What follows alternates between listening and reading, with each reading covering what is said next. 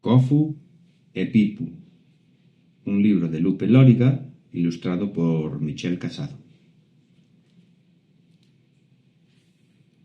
Cofu e Pipu. Mamá, mamá, mira que cadeliño tan bonito, vou acariñalo.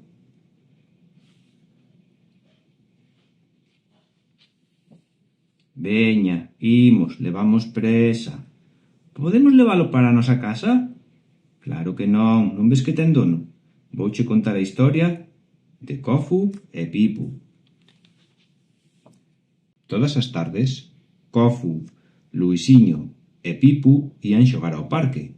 Xuntos pasábano moi ben, e Pipu era un amigo máis para eles.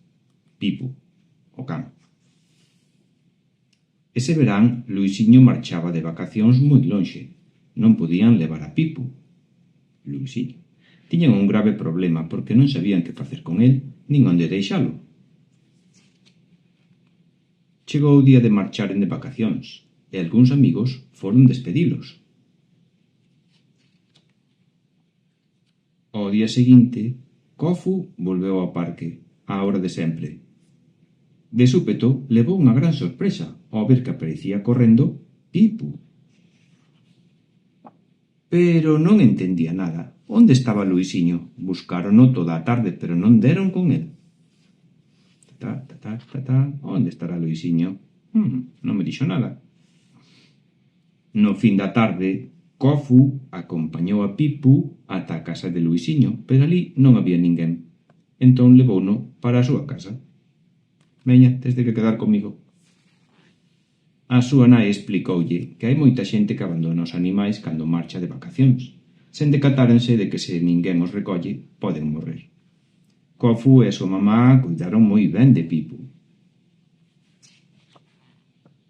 As vacacións remataron e a primeira tarde na que Luisiño chegou ao parque, Pipu púxose toliño de contento.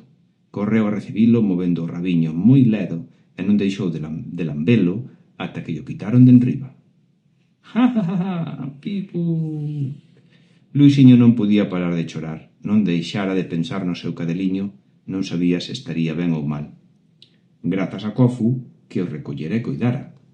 Pipu estaba ben e, inda que o abandonara, fíxolle o mellor recibimento do mundo.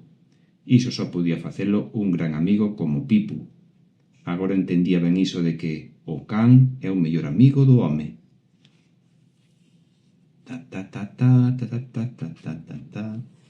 E xa se acaba este conto, pequeniño. Aquí hai actividades para facer cos nenos.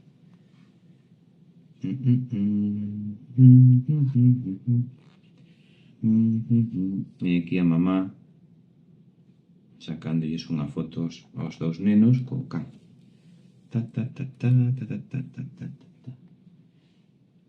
Fin.